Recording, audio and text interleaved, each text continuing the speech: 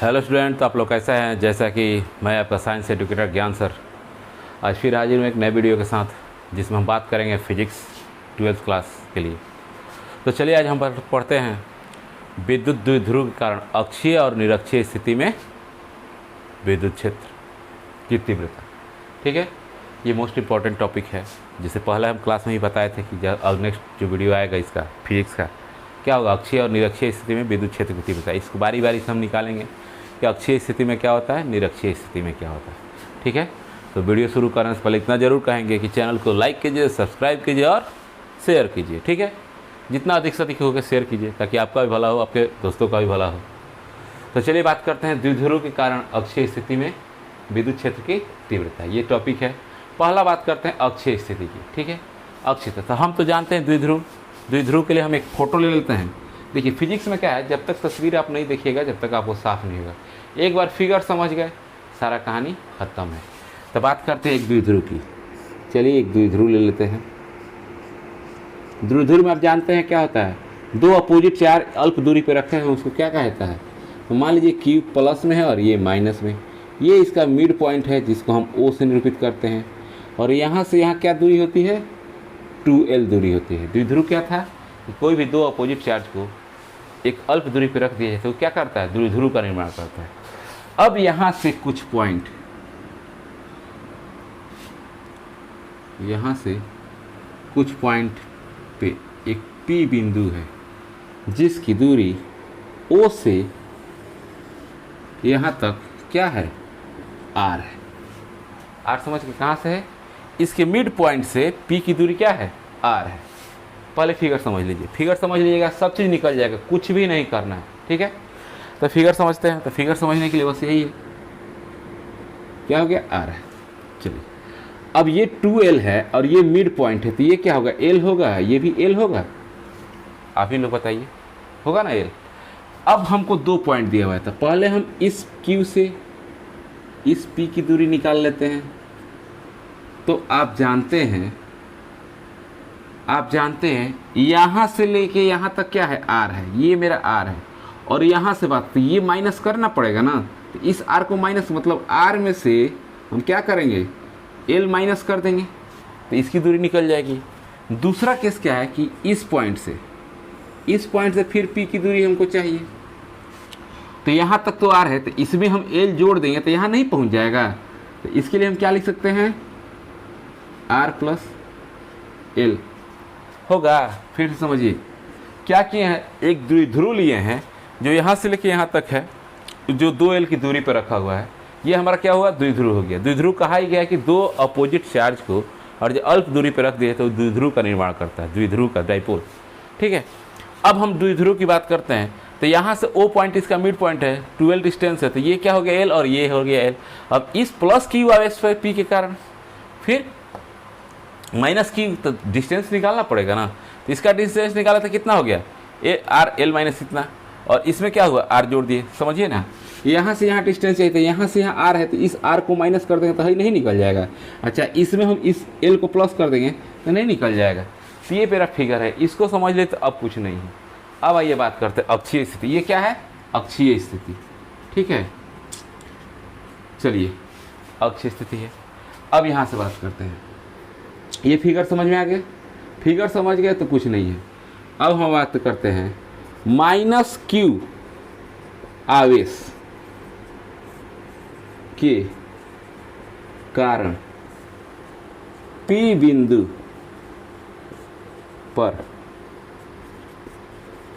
विद्युत क्षेत्र। तो हम जानते हैं, इधर देख लीजिए, E इक्वल टू क्या होता है भाई, 1/4 pi epsilon not Q by R square. ये आप पहले पढ़ चुके हैं, विद्युत क्षेत्र की तीव्रता किसी बिंदु के कारण पढ़ चुके हैं, तो उसी का यूज करना है। तो किसके लिए Q है, तो लिख लीजिए 1/4 पाई एप्सिलॉन नॉट, इसको हम E1 मान लेते हैं, epsilon not Q by R square. यहाँ तक ठीक है। तो चलिए पहले हम क्या करते हैं, Q प्लस Q आवेश के कारण निकालते हैं। माइनस है प्लस है, मान लेते हैं E1। E1 निकाल दिए प्लस Q आवेश के कारण, तो प्लस Q आवेश के कारण क्या हो गया ये। अब ये आर स्क्वायर होता है ये विद्युत क्षेत्र के लिए, और विद्युत क्षेत्र के लिए जब आर स्क्वायर होता है यहाँ पे प्लस क्यू आवेश के कारण क्या आर है आप खुद देखिए, आर कितना है आर माइनस एल, तो इसके जगह क्या हो जाएगा बाबू आर माइनस एल का होल स्क्वायर। ये आ गया आपका समीकरण। ये समझे, विद्युत क्षेत्र की प्लस क्यू आवेश के कारण बिंदु पी पर विद्युत क्षेत्र, तो प्लस क्यू आवेश के कारण बी पर विद्युत क्षेत्र निकल गया। दूसरा सेम, अब माइनस क्यू आवेश के कारण, खाना खा लिया नहीं के कारण पी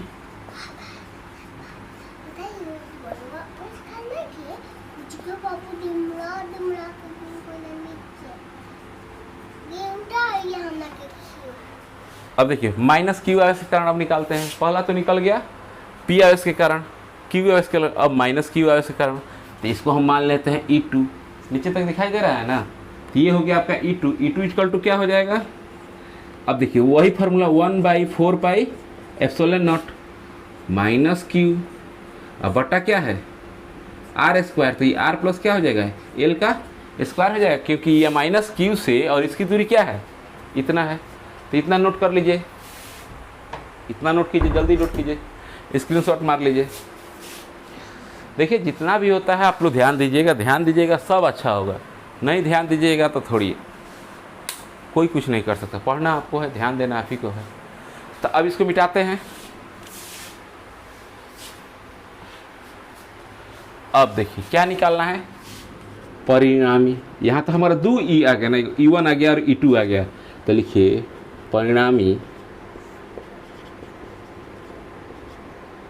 विद्युत क्षेत्र की तीव्रता, E बराबर क्या लिख सकते हैं बाबू E1 माइनस E2, ऑलरेडी यहाँ माइनस है तो इसको हटा देते हैं, E1 माइनस E2 ही निकाल देते हैं। तो अब क्या हो जाएगा E1 का जगह 1/4 pi epsilon naught q by 1 कितना है आर माइनस एल का whole square minus 1/4 pi epsilon naught q by R plus L का होल स्क्वायर। समझ गए, दोनों समीकरण हम लिख दिए थे। अब इसका ज़रूरत नहीं है, जब इसका ज़रूरत नहीं है तो इसको मान। अब देखिए क्या हो जाएगा 1/Q/4 पाई एप्सिलॉन नॉट को क्या करते हैं कॉमन कर देते हैं, तो 1/R माइनस एल का क्या हो जाएगा whole square minus 1/R plus L का होल स्क्वायर, इतना होगा।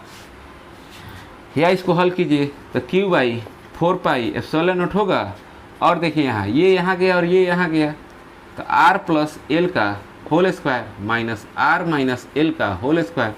अब बट्टा में ये देखिए R माइनस एल और ये R प्लस एल, और इसका क्या हो रहा है होल स्क्वायर हो जा रहा है, स्क्वायर को एक के साथ ला दिए, दोनों को प्लस में कर दिए। अब इसके लिए हम क्या लिख सकते हैं, ये हमारा E बराबर चल रहा था, ध्यान दीजिएगा Q/4 पाई, अब क्या होगा Q प्लस कितना हो गया, अब देखिए इसका तो ये तो नीचे आपका कितना हो गया R square minus L square का होल स्क्वायर, क्योंकि ए प्लस बी और ए माइनस बी का क्या हो जाएगा ए स्क्वायर माइनस बी स्क्वायर, ऊपर आर प्लस एल का होल स्क्वायर, तो क्या हो जाएगा आर का स्क्वायर प्लस एल का स्क्वायर प्लस 2RL होगा, माइनस फिर क्या हो जाएगा आर का स्क्वायर प्लस एल का स्क्वायर माइनस 2RL, ये आपका ऊपर हो गया। अब चलिए आगे बढ़ते हैं। देखिए डेरिवेशन क्या है, बस 9-10 का क्लास का है, आप आराम से कर सकते हैं। अब R square plus L square plus 2RL minus R square minus L square plus क्या हो गया 2RL, और बट्टे में ये क्या हो गया R square minus L square, ये स्क्वायर, इतना होगा।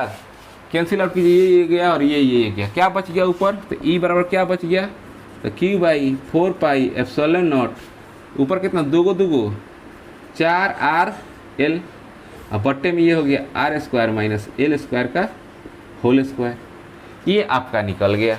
या चाहे तो हम जानते हैं कि P बराबर क्या होता है Q × 2L, ये क्या है मोमेंट पी। तो अब क्या लिख देंगे, ई बराबर, इसको देखिए थोड़ा सा सजा देते हैं फिर लिखेंगे, नहीं तो आपको समझ में नहीं आएगा। अब यहाँ क्यू को हटा देते हैं यहाँ से। अब यहाँ क्या है, 2r और क्यू 2l लिख देते हैं। अब बट्टा में ये R square minus L square का होल स्क्वायर, इतना लिख सकते हैं। अब इसके बदले हम क्या लिख सकते हैं, तो ई बराबर क्या हो गया, पी, चलिए पहले इतना लिख लीजिए, 1/4 pi epsilon naught p 2r by R square minus L square का होल स्क्वायर। ये आपका फाइनल फार्मूला आ गया। लेकिन इसमें कुछ और है जो हमको इधर लिख रहे हैं, स्क्रीनशॉट ले लीजिए, कम से कम इधर वाला स्क्रीनशॉट ले लीजिए। ये बस डेरिवेशन है और कुछ नहीं, आराम से आप इसको कर सकते हैं। स्क्रीनशॉट लीजिए।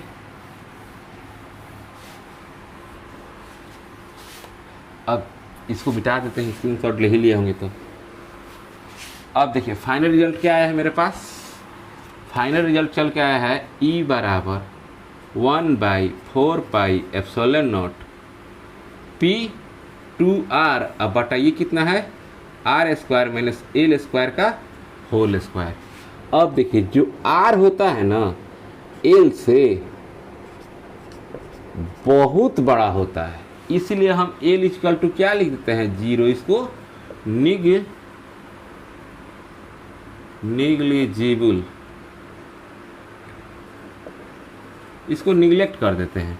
तब क्या हो जाएगा फार्मूला, ई बराबर 1/4 pi epsilon not 2r P, अब बट्टा क्या हो गया, r का स्क्वायर और इसका स्क्वायर, क्योंकि l तो 0, तो क्या हो जाएगा 2pr बटा 1/4 पाई एप्सिलॉन नॉट, r का पावर 4। अब इससे ये काट दीजिए, तो इसलिए e बराबर मेरा फाइनल रिजल्ट आ जाएगा 1/4 पाई एप्सिलॉन नॉट 2p/r³।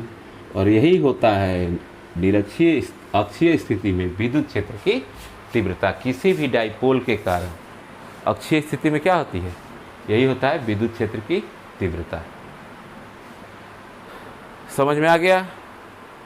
ये बहुत हल्का डेरिवेशन है, इसमें कुछ ज़्यादा लफड़ा नहीं है।